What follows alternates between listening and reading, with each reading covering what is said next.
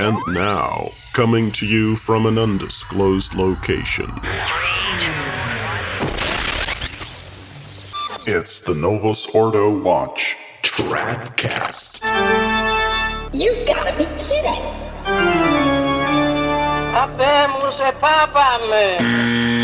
You can't make this stuff up.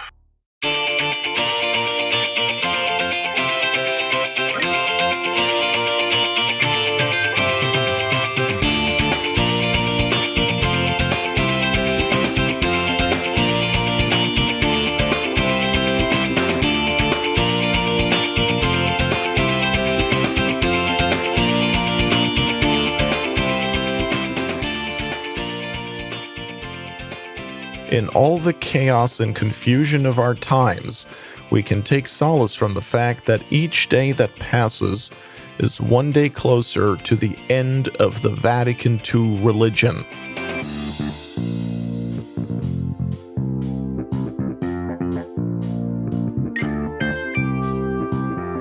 Greetings and welcome, ladies and gentlemen, to TRADCAST number 26, the Novus Ordo Watch podcast that is not more Catholic than the Pope, as some may think, only more Catholic than the anti-Pope. Accept no imitations.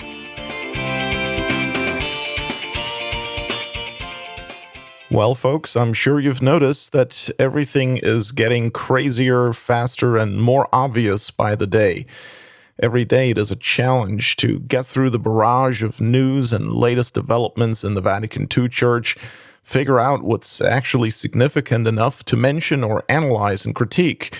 And then when you've finally decided that you're going to focus on this topic or that news item, then boom, 6 other big stories pop up that demand your immediate attention, and then everything gets reshuffled and you're back to square one.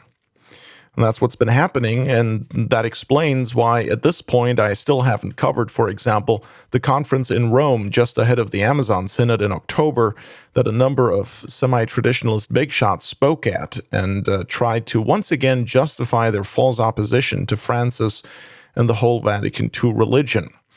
Although that is still in the works, at least in theory, so as soon as there is enough time, that's going to happen.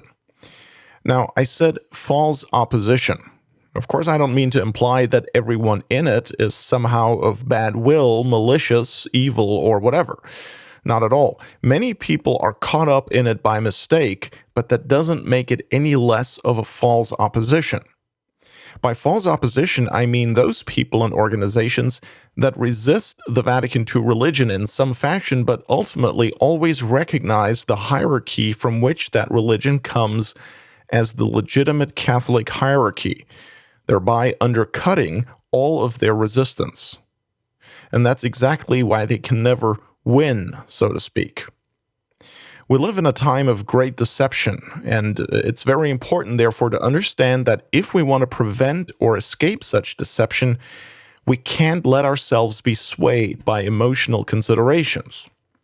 What I mean is that so often people will determine their theological position by what they feel rather than what they understand. So, for instance, they'll say they can't believe that the new Mass is invalid or displeasing to God because they know so many good Catholics who go there and they live holy lives, and there's no way that God would allow them to be so deceived.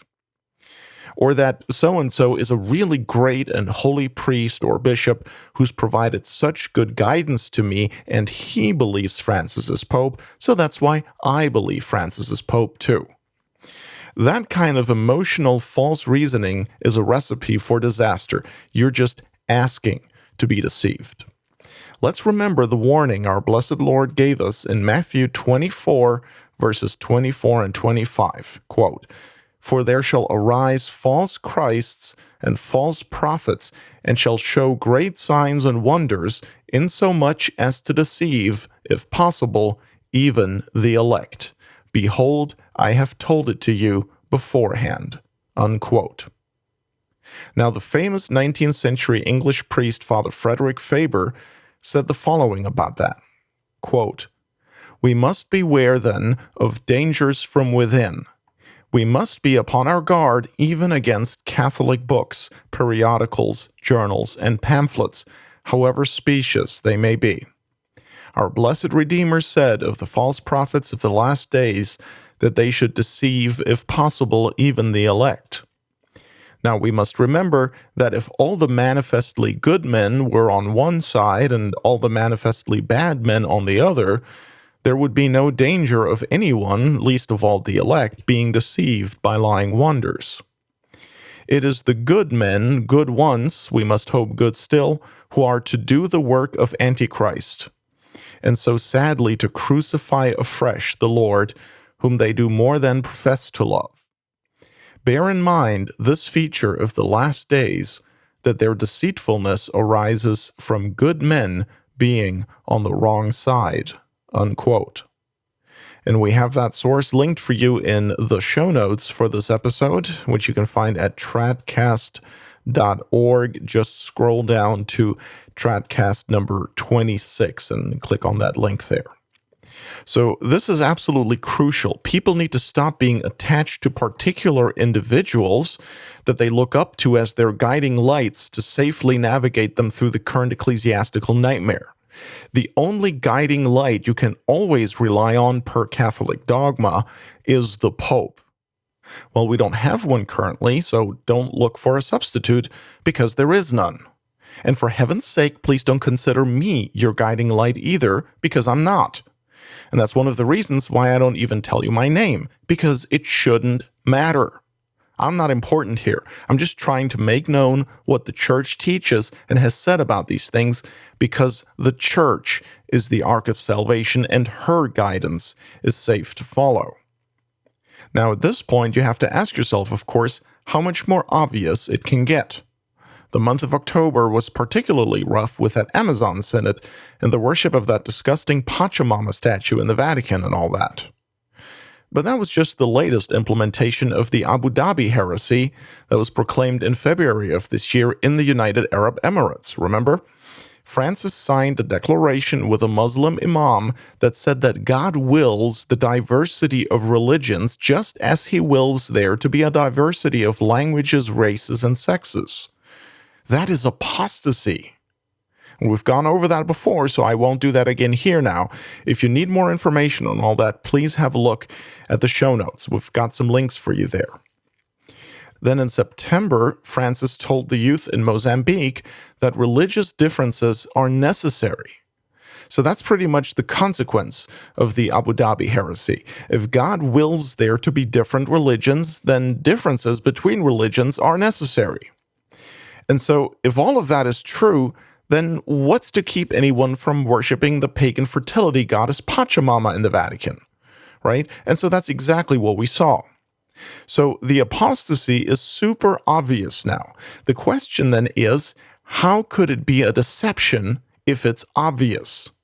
How could something so obvious deceive anyone, especially the elect? And so another question presents itself. Could it be that the real deception, the ultimate deception, is related to this apostasy something else? Now keep in mind, we're talking here about the devil's last hurrah. It's not going to be your run-of-the-mill kind of deception. It's going to be complex in nature and colossal in terms of magnitude. It'll be huge. It'll sway almost everyone. Now, I don't have any special divinely communicated insights here.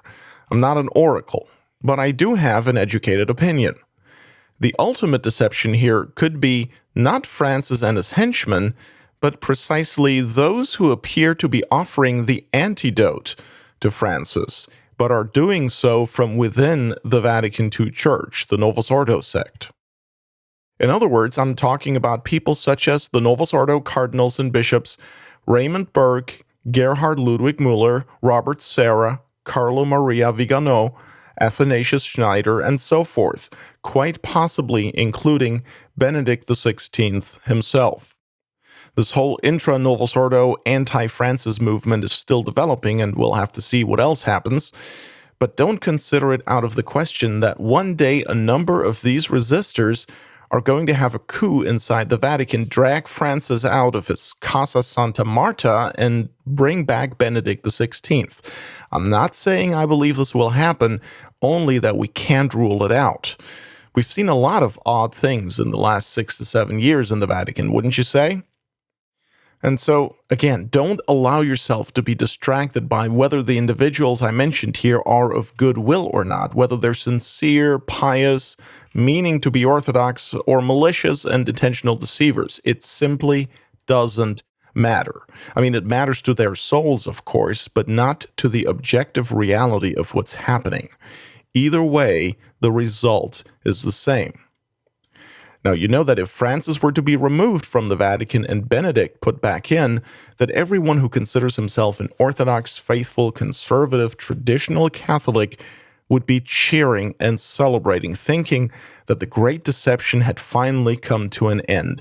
And yet, we know that all they would get is more Vatican II. Ratzinger, Benedict XVI, is 100% a man of the council. He is a modernist to the core. He just prefers to hide it a bit under pretty vestments and plumes of incense.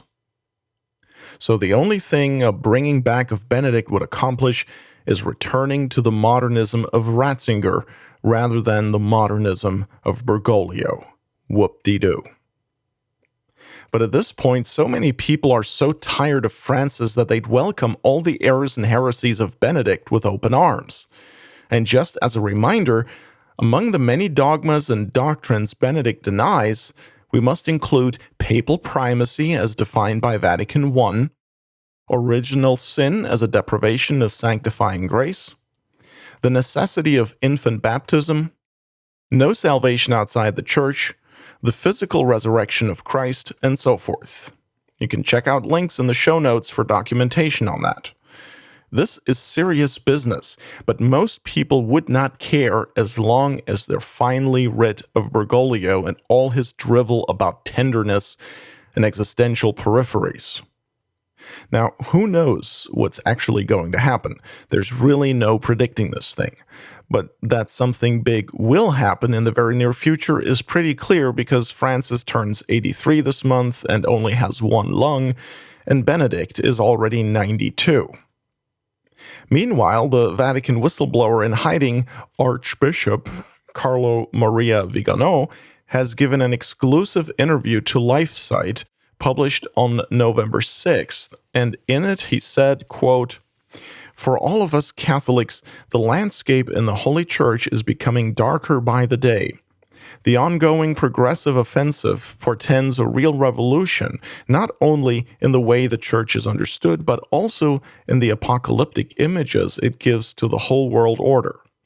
With deep sadness, we see the present pontificate marked by unusual facts, disconcerting behavior, and statements that contradict traditional doctrine, and which sow a general doubt in souls about what the Catholic Church is and what her true and immutable principles are. It feels as though we are in the grip of a religious chaos of gigantic proportion. If this satanic plan is successful, Catholics who adhere to it will in fact change religion, and the immense flock of our Lord Jesus Christ will be reduced to a minority." Unquote. Now again, I'm not interested in whether Vigano is being sincere or malicious or whatever. Let's just look at what he's saying. He's warning that Francis and his cronies are trying to change the Catholic religion. Okay, fair enough, but the problem with that is the implication that the Catholic religion hadn't already been changed before Francis, as far back as Vatican II in the early 1960s. So, by warning that Francis is trying to change the Catholic religion, Vigano is actually indirectly reinforcing the belief that until Francis, the Catholic religion was fully intact, and that his predecessors, Benedict XVI, John Paul II, Paul VI, and John the 23rd, had been Orthodox. And that is the great deception. Yes, I know Francis makes them all look Orthodox by comparison, but only by comparison. Francis' rejection of the true Catholic faith is simply more visible and to a greater degree than the others, but it's not of a different kind. So yeah, the best way to drive home the point that no substantial change in the Catholic religion occurred between 1958, when John the 23rd was elected, and 2013, when Francis was elected, is to keep talking about how they are now trying to change the Catholic religion. It's really clever, diabolically clever. Now, Vigano, to his credit, has actually come out since and said that Vatican II as well has changed Catholic teaching. In a statement translated and published by Robert Moynihan of Inside the Vatican magazine, Vigano said, quote, "The teachings that preceded Vatican II have been thrown to the winds as intolerant and obsolete. The comparison between the preconciliar magisterium and the new teachings of the Vatican II documents Nostra Aetate and Dignitatis Humanae, to mention only those, manifest a terrible discontinuity which must be acknowledged and which must be amended as soon as possible." Unquote. And this he published on November 19th of this year in the Italian original at Aldo Maria Valli's blog. So perhaps Vigano is indeed going to take an anti-Vatican II stance from now on. He'd then also have to criticize, though, the post-conciliar magisterium, especially Paul VI and John Paul II. But both of those are canonized saints now in the Vatican II Church, so I'm not sure how he's going to do that. But be that as it may, the point is, the Catholic religion was changed substantially at the Second Vatican Council in the early 1960s. And if Vatican II was wrong, so were the supposed popes that implemented and developed its teachings. We have to reject any endeavors or projects that directly or indirectly promote the idea that the Novus Ordo magisterium was orthodox until Francis came along in 2013. In other words, quoting Vatican II or the Novus Ordo Catechism or an encyclical by John Paul II against Francis actually does more harm than good. Now, I know that some will say that that's at least a step in the right direction, but I say no, it's not. It's a step in the wrong direction. Opposing Francis with Vatican II only helps to cement the lie that Vatican II was orthodox. It actually legitimizes that abominable council. Now, if you've convinced the whole world that Francis is a heretic and not the Pope, but at the price of legitimizing Vatican II and the post-conciliar magisterium through 2013, you've accomplished absolutely nothing. In fact, you've made people believe in Vatican II all the more. So yeah, there are different ways in which people will be deceived about this. The worst kind of deception, though, is the kind in which people are trapped thinking they've escaped the deception. And it seems to me that this is where it's headed. Francis' apostasy is so obvious that the real deception will be found in the false opposition against him. That's just my opinion, but it's not unreasonable. So, speaking of the deception of the false opposition, let's have a look at some of the nonsense that has recently been proposed as being legitimate ways of responding to Francis' apostasy without having to draw that unwelcome because inconvenient conclusion that Francis isn't the Pope. And of course, that's a bit of a slippery slope. Once you say Francis can't be the Pope because he's not a Catholic and has done things a true Pope is incapable of doing, well, then, of course, you have to apply the same standard to his Novus Ordo predecessors. And before you know it, you'll be concluding that your indult mass isn't valid, your marriage annulment is toast, you've never received valid absolution in your life, and you're going to have to cancel all-night adoration because it's really just bread in that monstrance. So I understand that that's not a fun picture to entertain, and I can totally sympathize with anyone not wanting to go there. But sometimes we have to do things we don't want to do. At the end of the day, the reality of it is what it is. And if your confessor isn't a valid priest, believe me, you're not going to want to find that out at your particular judgment. You're going to want to know that now.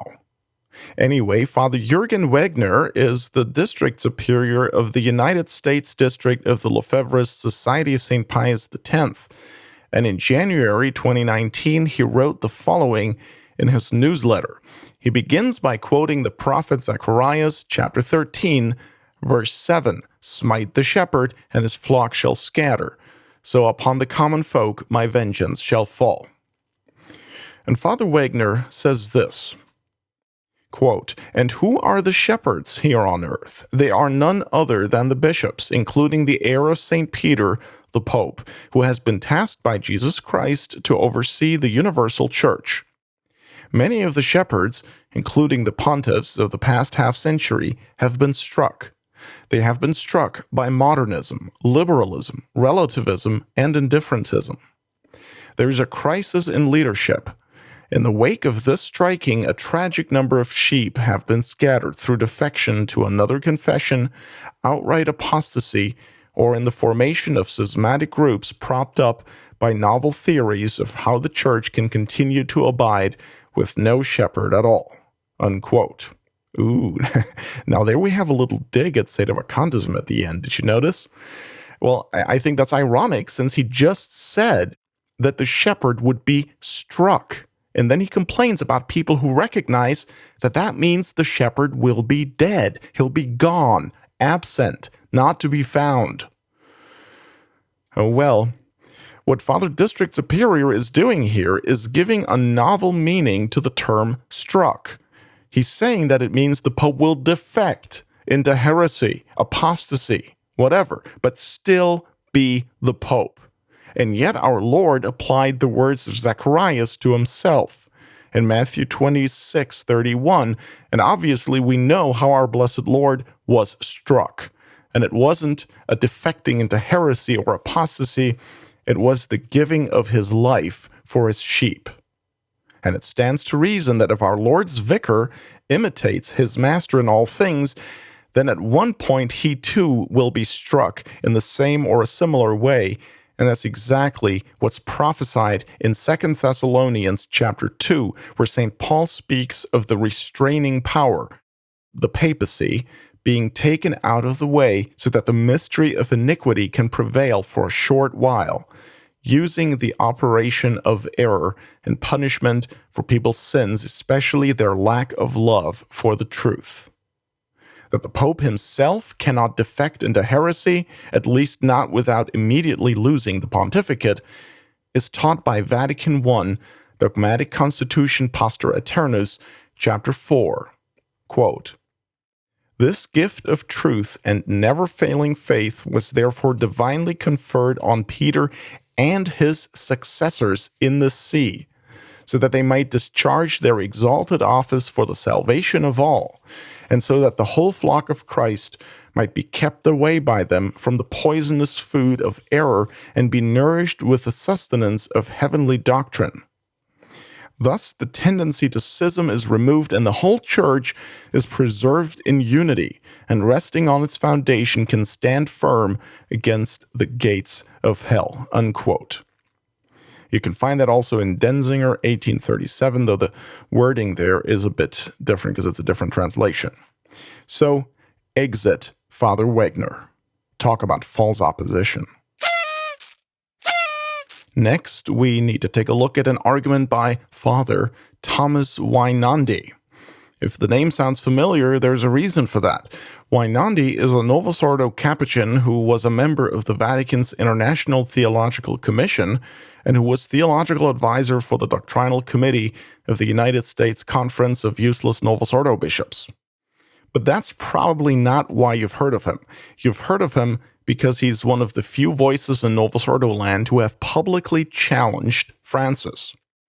On July 31st, 2017, he sent a letter to Francis that was later made public, in which he basically slaps Francis on the wrist a little for all the scandal he keeps giving in terms of doctrinal errors, appointing bad bishops, confusing people, and so on. Well, anyway, on October 8th of this year, Weinandi released a fairly brief essay on the website The Catholic Thing, entitled Pope Francis and Schism. After giving a brief summary of the problems with Francis, he declares, quote, "What the Church will end up with then is a Pope who is the Pope of the Catholic Church and simultaneously the de facto leader for all practical purposes of a schismatic church. because he is the head of both, the appearance of one church remains, while in fact there are two. The only phrase that I can find to describe the situation is internal papal schism, for the Pope, even as Pope, will effectively be the leader of a segment of the Church that through its doctrine, moral teaching, and ecclesial structure is for all practical purposes schismatic. This is the real schism that is in our midst and must be faced, but I do not believe Pope Francis is in any way afraid of this schism. As long as he is in control, he will, I fear, welcome it, for he sees the schismatic element as the new paradigm for the future church." Unquote. Ladies and gentlemen, you can't make it up. A true pope who is the head of the Catholic Church and, at the same time, of a schismatic non-Catholic sect. So I guess Vicar of Christ and Antichrist at the same time. Now, of course, Wainandi loaded up his assertions with adverbs, effectively and for all practical purposes and whatnot. And those are his get-out-of-jail-free card. If he gets called out on it theologically, he can always get off on that technicality. Now, qualifications like that are fine to make in principle, but Wainandi doesn't tell us in straight terms what he does mean. He says what it is effectively, but he doesn't say what it is actually. And the funny thing is that he then says, "This is the real schism that is in our midst." Ah, so it is a real schism after all, and not just an effective one. Oops. So Wainandi claims that there is or will be an internal papal schism. Yeah, well, the problem is that there can be no such thing because the Catholic Church is one, unified by definition, and the Pope is the principle of that unity. Now, the principle of unity cannot be divided, but of course, Wainandi, being a Vatican II man, thinks of everything in terms of elements, and so he locates a schismatic element in the Pope, so that he can be both the Pope of the Catholic Church and the head of a false religion. So I guess that's how Francis keeps the gates of hell from prevailing then. That's awesome. And Wainandi is considered top-notch Orthodox. Well, if that's what the Orthodox theologians put out, who needs heretics? The inmates are running the asylum in the Vatican II sect. Francis with his henchmen on the one side and the false opposition on the other. 3 years ago, the ever-present Bishop Athanasius Schneider also advanced a silly idea about schism when he claimed in a French internet TV program that one can be in schism with Christ by being subject to the Pope. And yes, you can find the link to that in the show notes if you want to get the full story on that. But Wainandi one-ups Schneider now by saying that the Pope can be in schism with himself. I mean, this really takes the cake. So, folks, you can definitely file Wainandi's argument in your anything but sedevacantism folder. These people make it up as they go along, and it's funny, but somehow the conclusion that they come to is always that blaspheming heretical idolater from Buenos Aires is a true pope. And people eat it up. They don't care how absurd it is. As long as they can still have their pope and beat him, all is well. That's what they want. That's what they get. It's backwards theology. Start with a desired conclusion and then figure out what you have to say that will conveniently lead to that conclusion. I've had it with these people. And here's another one.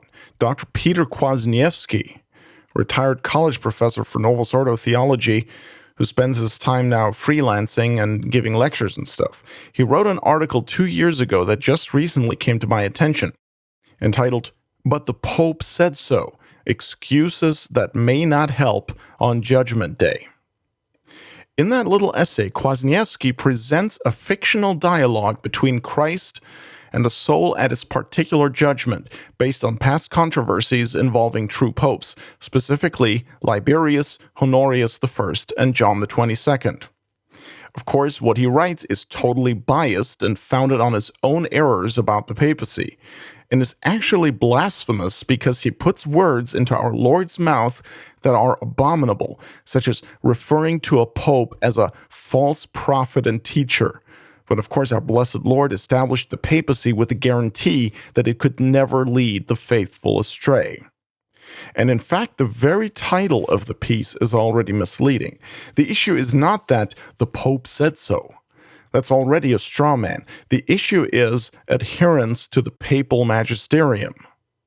Now, according to the very traditional Catholic doctrine that Kwasniewski claims to want to defend and uphold, Catholics are bound under pain of mortal sin to assent to everything a pope teaches in his magisterium. And the very scenario that Kwasniewski proposes, based on his own tendentious presentation of history, of the papal magisterium misleading souls into heresy or other harmful error, such a scenario is ruled out by the divine promises of Christ. And that's why what Kwasniewski did is blasphemous.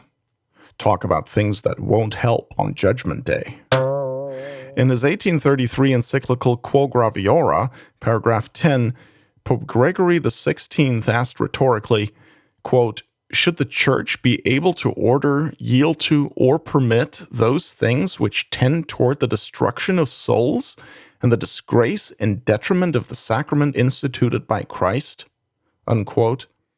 In 1885, Pope Leo XIII wrote in his encyclical Immortale Dei, paragraph 41, quote, "Whatever the Roman pontiffs have hitherto taught or shall hereafter teach must be held with a firm grasp of mind, and so often as occasion requires, must be openly professed." Unquote. And in the encyclical Satis Cognitum, issued in 1896, paragraph 9, the same Pope Leo taught, quote, "Wherefore, as appears from what has been said, Christ instituted in the Church a living, authoritative, and permanent magisterium, which by his own power he strengthened, by the Spirit of truth he taught, and by miracles confirmed. He willed and ordered under the gravest penalties that its teachings should be received as if they were his own." Unquote. So now you see how important it is whether Bergoglio is a true pope or not. If he were a true pope, it would be over. Then Catholicism would be false. In which case he would be a false pope too, because then all popes will be false, because then the papacy would be false. But don't worry, Catholicism is not false. Christ did not lie. Bergoglio simply isn't the pope. So unlike what Kwasniewski tells you, the error people fall into is not in following the man they believe to be the pope. The error is to think that Bergoglio is one. And Kwasniewski is simply out of his mind to argue that our blessed Lord would upbraid souls for following a true pope. And that has nothing to do with the excuse, "the Pope said so." It has everything to do with the fact that Christ's church teaches that we must, under pain of sin, adhere to everything the Pope teaches in his capacity as Pope, which certainly includes everything that appears in the official documents. Now, if you want to know what excuse is really not going to fly at the Last Judgment, I submit it's rejecting papal teaching in favor of a blog post by Peter Kwasniewski. You are listening to TRADCAST, the traditional Roman Catholic podcast, with an attitude. But hey, it's the right attitude, so it's all good. All right, we are definitely due for a short little break, and when we come back, there will be a lot more TRADCAST.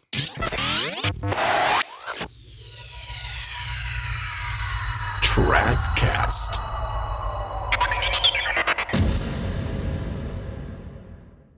What is true restoration, and why is it the answer for you and the Catholic world at large?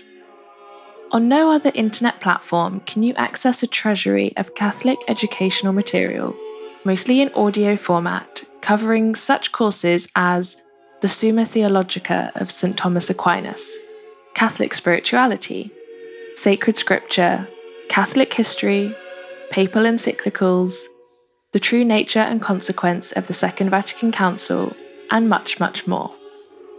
Most talks, videos, and transcripts are designed by leading clerics of our time, many of whom are lecturers at the world's top English-speaking traditional Catholic seminary, to provide the most beneficial information for our times. The interviews are delivered in a specific style to be captivating and comfortably understood by the average layman. And True Restoration's extensive repository collectively provides all that is required for acquiring the most comprehensive religious online education. With the option of a full annual membership or monthly subscription, you can easily access this unique and extensive, spiritually enriching and deeply instructive knowledge base to aid your journey to true wisdom and understanding. For Catholic teaching at its online best, visit truerestoration.org. That's TRUE, as in the one true faith, RESTORATION, as in to restore all things in Christ.org.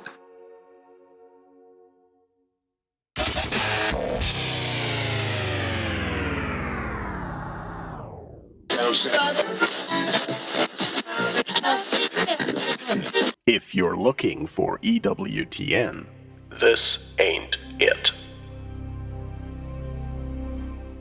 TRADCAST.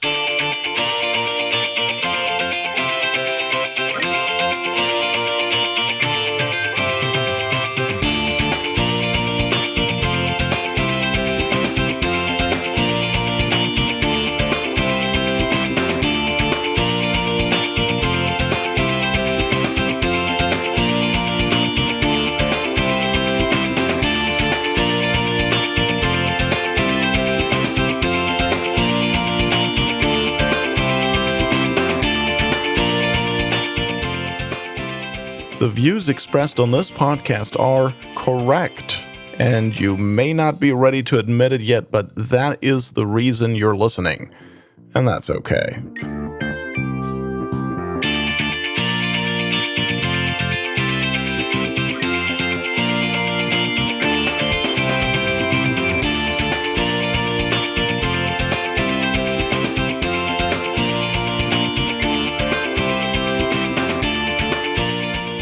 TRADCAST 26 continues now with our second segment, and we'll get back into it in just a moment. But before we do, I'd like to mention that we're approaching the end of the year, and if you're in the United States and still looking for a tax deduction, please remember that the Novus Ordo Watch website and this podcast can only happen the way they do because of people like you supporting it financially.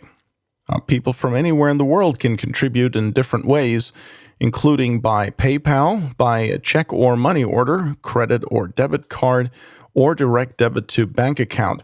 And if you're in the United States, your donation is tax deductible to the full extent of the law. Just head on over to novusordowatch.org/donate.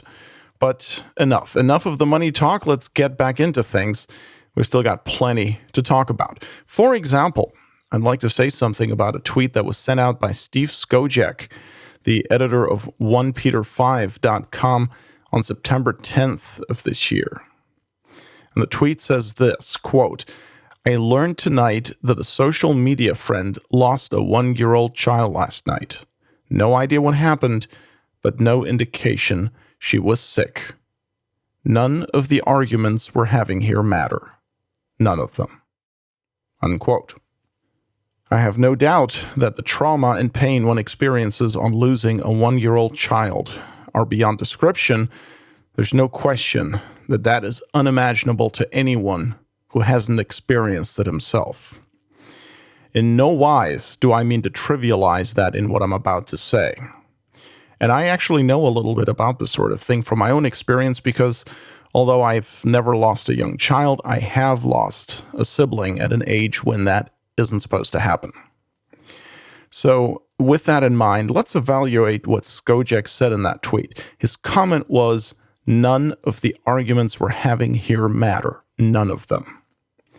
Although it's understandable on a human level that that might be someone's gut reaction at hearing of such an emotionally difficult thing, what he said there is very, wrong, and very dangerous. The arguments he's referring to, of course, are theological controversies about Francis, about recognize and resist versus sedevacantism, about the Mass and the sacraments, tradition versus Vatican II, and so on. Those issues are of the highest importance because they pertain to the life of the soul, to the life of grace, and ultimately to eternal salvation. Skojek's comment reveals that he hasn't understood that, or perhaps he thinks of all this as just, playing. And in fact, when you look at the theological junk published on his site, 1peter5.com, you really do get the impression that he and his other writers think that sacred theology is the private intellectual playground of anyone with an opinion. Case in point, Eric Sammons. Sammons published the article, Is Francis the Pope? On 1 Peter 5 on October 29th, and it was so poor in terms of scholarship and theology that I couldn't help but write a powerful rebuttal, and you can find that linked in the show notes. The rebuttal is called, Is Francis the Pope? A Devastating Refutation of Eric Sammons, and that was posted at novusordowatch.org/wire on November 6th. Now, Sammons actually has a master's degree in Novus Ordo theology from the Franciscan University of Steubenville. That is really scary. Anyway, to get back to Steve Skojek's tweet about how none of these things matter because an acquaintance of his lost a child, by saying that, he makes temporal life more important than eternal life. He just declared natural life more important than supernatural life. The life of nature more important than the life of grace. That is naturalism. It's modernism. It turns all religious truth into an opinion, essentially. He basically just said that before the tragedies of human life, all religious truth must bow and bend. What he said is very subversive of religion, as though ultimately these things didn't matter because people experience tragedy. That dear 1-year-old child, if he was baptized, is now in heaven, and if he was not baptized, he is in limbo now, enjoying a natural happiness for eternity. But the people misled by Bergoglio, the people who imbibe the errors of the modern world thanks to Vatican II, are in great danger of eternal damnation. Now, I don't think Skojek was fully aware of what he was saying and what the implications would be, but I wanted to address that because the tweet is still out there for all to see, and a lot of people will be swayed by emotion and agree with him that the theological controversies of our day are ultimately not that big of a deal. Well, they are a big deal because, to put it in one memorable little phrase, Catholicism has consequences. All right, so much for that. Next, we need to look at something the Frankster said to a group of academics on November 14th. He was speaking to them about wisdom, among other things. And here's what he said, quote, "For us Christians, wisdom is Jesus crucified and risen, but his light illuminates all men, all religions, all cultures, all authentic exercises of humanity," unquote. So here we have, first of all, a bit of an ambiguity. I don't know how he meant it, but one can easily understand him to be saying that Jesus Christ is wisdom only for us, for Catholics, and not wisdom objectively and necessarily for everyone. So he's making Christ relative. For us, wisdom is Jesus Christ crucified. But for Muslims, wisdom is the Quran. For the apostate Jews, it's the Talmud. For Buddhists, it's Buddha, and so forth. Secondly, Francis claims that Christ's light illuminates all religions. Now that is blasphemy. Notice he didn't simply say that Christ illuminates all men, which is a truth found in the Gospel of St. John, chapter 1, verse 9, inasmuch as all true light comes from Christ, and he refuses it to no one who sincerely asks for it and does not place an obstacle to it. No, Francis said that Christ's light enlightens all religions. and that is entirely in line with his Abu Dhabi heresy that we already talked about in the first segment, in which he declared that God wills the diversity of religions. And it's also consonant with Vatican II, which declares in principle that there's a little bit of the true church in every religion, and as a consequence of that, all religions are salvific to a greater or lesser extent. That is heresy. A religion is either true or it's false, either wholly true or wholly false, because every religion was either founded by God or founded by man. Now, if it was founded by man, it is a false religion. And if it was founded by God, it is the true religion, the only true religion, because God only founded one true religion. And it's absurd, heretical, and blasphemous to suggest that God would illuminate false religions with his truth, because that actually would give them credibility and make them even more dangerous. But that's typical Vatican II theology for you. Nothing is black and white anymore. It's all just different elements, different shades, different gradations of gray. In 2 Corinthians 6:14, St. Paul asks rhetorically, "What fellowship hath light with darkness?" And I guess Francis would respond, well, there's at least a little bit of light there. And soon they'll probably be applying their elements doctrine to God himself, and say that the true God subsists in the Trinity, but exists also in elements in other gods. Partially and imperfectly, also in Hindu idols, in pantheism, in animism, in Unitarianism, and so on. If you follow these developments in Novus Ordo land closely, you can see that it's getting more and more obvious where this is all headed. They're trying to blend together all religions into one big apostate sect that will agree on the lowest common denominator, that of humanity, fraternity, works of charity, and leave all the rest to everyone's dearly held traditions and subjective convictions, which cannot claim for themselves to be objectively true or valid, though, because that would be trying to impose them on everyone else, as though we alone had the truth. That's where this is going.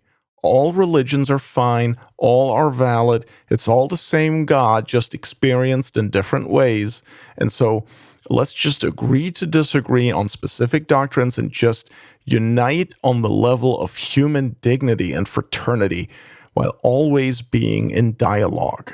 That is Antichrist doctrine, and Francis, as always, is its happy cheerleader.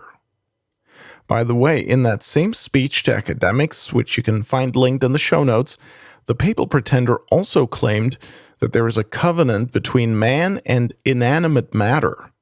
He said, quote, "The covenant is the keystone of creation and history, as the Word of God teaches us. The covenant between God and men, the covenant between generations, the covenant between peoples and cultures, the covenant in school between teachers and learners, the covenant between man, animals, plants, and even the inanimate realities that make our common home beautiful and colorful." Unquote. What? You didn't know you had a covenant going with rocks and dirt and oil? Well, you'd better remember that next time you're outdoors, because if you break that covenant, you know what that's called, right? That's a sin, buddy. And for that kind of sin, there's not going to be easy forgiveness from Bergoglio. Not like bigamy or unrepentant adultery, where you can get your discernment process and accompaniment schedule and all that. Oh no, breaking your covenant with what makes Mother Earth colorful, that may almost be as bad as proselytism. And you know what that living covenant with the earth does? Bergoglio tells us in the same speech. He says, quote, "To open the paths of the future to a new civilization that embraces humanity and the cosmos in universal brotherhood," unquote. And there's your fraternity again. Ladies and gentlemen, this has nothing to do with the gospel of Jesus Christ. This is all just Masonic and political garbage. All right, time's just about up now for this podcast, but I do still have something a bit fun, a bit on the lighter side. Okay, let's take a look, or rather a listen, at how Michael Voris of Church Militant has been dealing with John Allen. John Allen is a very competent journalist who is an expert on the Vatican. The problem is he's not a Catholic, but a modernist. He considers himself a Catholic, I suppose, but he's just a liberal. Novus Ordo. For many years, he wrote for the so-called National Catholic Reporter, an ultra-left-wing publication that supports women's ordination and stuff like that. A few years back, he joined the Boston Globe and now writes for Crux at cruxnow.com. Now listen to how Michael Voris blasts John Allen on 2 recent episodes of his Vortex program. The first clip I'm going to play is from October 1st, 2019, the Vortex episode entitled Propaganda War. Crux website was founded by John Allen, originally in concert with the Boston Globe as an attempt to capitalize and monetize Pope Francis news. When that joint business venture failed, Allen was able to rescue the flailing entity by turning in part to the Knights of Columbus for grants and subsidies. Allen is much better known for his long career at the National Catholic Reporter, another rag full of dissenters attempting to dismantle the church. More than 50 years ago, the editors were told they could not call themselves Catholic by their local bishop. They, in essence, told him to drop dead, and they've remained as defiant ever since. Allen prospered in that environment at National Catholic Reporter. Allen, in fact, is so Catholic light, predominantly liberal, that Bishop Robert, no one really goes to hell, Barron, actually brought Allen on board as a regular contributor to his self-promoting vehicle, Word on Fire. So here we can immediately discern a joining of the forces, a nexus: the Vatican, Crux website, America Magazine, and Word on Fire. All right, so far so good. What he just said there is typical Michael Voris stuff, so nothing unusual about that. And we have another clip that sounds very similar. At some point, it became public information that John Allen, although married, separated from his wife and now lives with a concubine. And this is what Voris is referring to in this next clip, taken from the Vortex of October 30th, 2019, entitled Reports Are. Let's listen. A few weeks ago, Bishop Robert Barron brought Allen on board as a contributor to his Word on Fire self-promotion outfit. So, here's a Catholic man objectively committing adultery who reports nonstop on Vatican affairs, and we're supposed to think his reporting can be trusted. His wife can't trust him. Why should we? And frankly, this tidy little arrangement between Allen and Barron calls into serious question Barron's legitimacy. Allen's dalliances are a very poorly kept secret in church reporting circles. It's a little hard to believe that Barron didn't know anything about them, but let's give him the benefit of the doubt. If he didn't, he does now. So watch and see what Barron does. Allen has always been suspect in his coverage of church affairs, having written for the notorious National Catholic Reporter for years and years, a rag promoting nonstop dissent in 100 different ways. But now, since he's having his own affair, his coverage of church affairs is even more unreliable. How can any Catholic reporter actively living against church teaching give you the straight dope on church teaching? He and others are not computers. They are human beings composed of body and soul and consciences and emotions and feelings. It goes beyond belief to think that their own convictions, motivated by willful sin, do not spill over into their presentations. Of course they do. Catholic reporters reporting to Catholics should be living as Catholics. Anything less is just unacceptable. All right, so now we've got a pretty good idea of what Michael Voris thinks of John Allen, not so much as a private individual, but in his role as a reporter covering Vatican and other church news. And as we just heard Voris say, Allen has always been suspect in his coverage of church matters. And yet, the following is a clip from Voris's program Mic'd Up of February 10th, 2015, entitled The Un-Catholic Media. Voris had actually invited Allen on his show to interview him, not to argue with him or take issue with his work at all, but rather as a pundit to discuss the secular media's poor coverage of Catholicism. Voris and Allen were chatting almost like they were buddies, and they ended their conversation on a very chummy note. Yeah, that's a very good point. John, we got to wrap it up here. Thanks very much for joining us. We'll be in Rome a little while. If we're there, hoping we can go out and grab a bite or something. Always happy to treat you to a plate of amatriciana, Michael, anytime. I'll take that. Thanks very much. Well, yeah, that didn't sound too critical, did it? There was not one critical word about or to Allen in that entire segment. Now, perhaps I'm being too nitpicky here, but it seems to me Voris owes an apology either to his viewers or to John Allen. You can listen to and watch the full Voris-Allen conversation and also the other programs that we played clips from in their entirety at the links given in the show notes.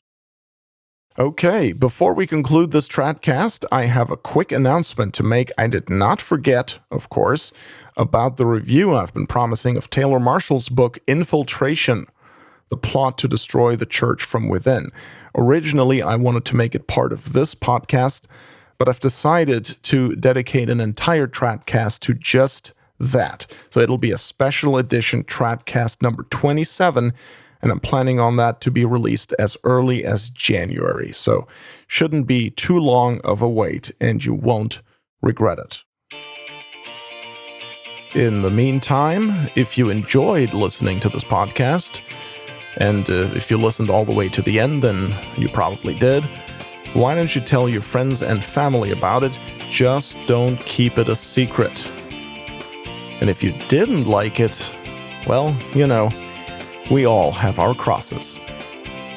Ladies and gentlemen, thank you for listening. Until next time, God bless you.